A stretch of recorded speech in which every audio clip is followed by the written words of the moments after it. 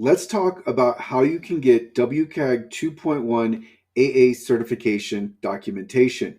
And let's first start with the process necessary to make your website or other digital asset WCAG 2.1 AA conformant.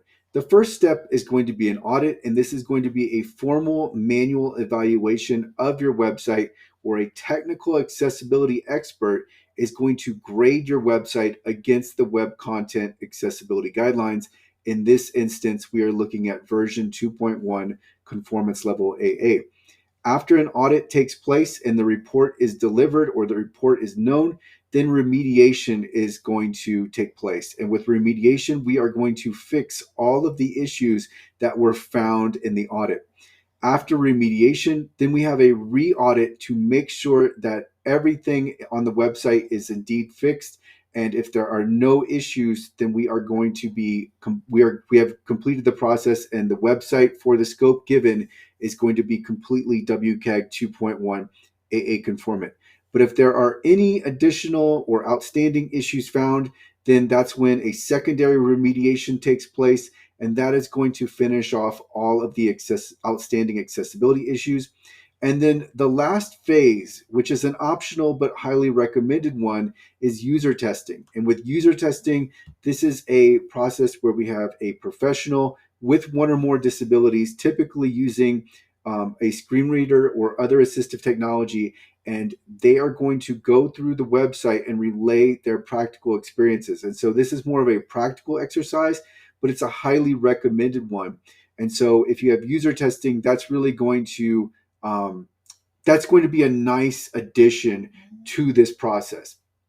All right, so now as far as the documentation, the strict, very technical documentation is a statement of conformance. And a statement of conformance is a construct of the W3C. And there are actually rules to creating a statement of conformance. So your provider can provide you with a statement of conformance, and it's going to name the version and conformance level for the statement of conformance. It's going to have the date on it. It's going to have the scope, and then you could potentially have the issuer on it. And then there's also the possibility of a statement of partial conformance. So with a statement of partial conformance, this is different in that your website would be conformant if an uncontrolled part of your website were removed. So everything within your control is conformant, but let's say you have advertisements embedded on your website and they are not fully conformant. So then we could have a statement of partial conformance if that were the case. So that wouldn't be the certification you are looking for, but it would be demonstrative of your efforts and how far you've gone with accessibility. And then we have a part where we are stating, hey, this website would be conformant except for this uncontrolled source that is embedded on the website or used within the website's scheme, etc. There's also provider certification. So provider certification is it overlaps with a statement of conformance, but with a provider certification, you can get additional details that really help demonstrate the efforts you have made and the rigor of which has been applied to the website. So with provider certification, at least for accessible.org, you will get the evaluation methodology. So all of the different ways that your website has been evaluated. You will also get the findings. So there are 0 accessibility issues. And then, of course, the scope is going to carry over. The date is going to carry over. And then you're going to have the issuer for the provider certification. So there is redundance, but it is nice to have both of these documents, because with the statement of conformance, you need to follow the rules from the W3C, and with the provider certification, you can add more information that really just it looks well upon the efforts and investment you have made. And then, as I've mentioned, there's also the possibility for user testing, and then there is also the possibility for user testing certification. So with user testing certification, here we have the accessibility professional who has tested your website, stating that they have not encountered any accessibility issues.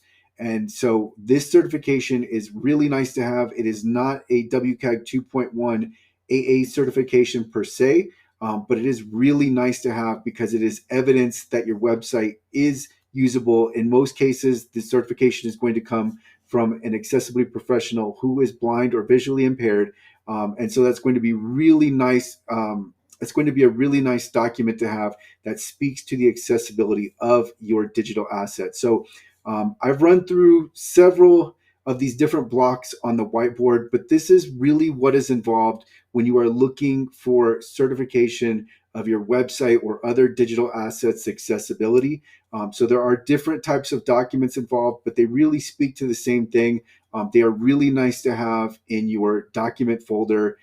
Should anybody ask for evidence of accessibility or call your accessibility into question, you can have all of these documents that state that, yes, your website has been audited, remediated, and it does meet this specific technical standard that is, in this case, we're talking about WCAG 2.1 AA. Obviously, everything I've gone over, we can adapt this to WCAG 2.2 AA or 2.0, etc. But the point here is that, yes, you can get certification that speaks to your conformance with the Web Content Accessibility Guidelines. And if you need help with certification, accessible.org offers all of the services necessary to reach full WCAG 2.1 AA conformance and 2.2. I will include a link to accessible.org in the description. One other thing to note here is that when you are striving to get certified for WCAG 2.1 AA, note that you are going to have to reach full conformance. And this isn't a matter of we're close or we have a few accessibility issues left and we just have to resolve these. You have to take care of everything to be fully conformant. Now, the conformance is going to be within a given scope. So it's not going to be for usually for the entire website. It's usually for a defined scope. But this is as good as it gets. This is really powerful information, or not powerful documentation that's really going to help you demonstrate that you are conformant with these web content accessibility guidelines and that your website, you have invested in making your website accessible to people with disabilities. So I will include links to all of the resources I have discussed in the YouTube description.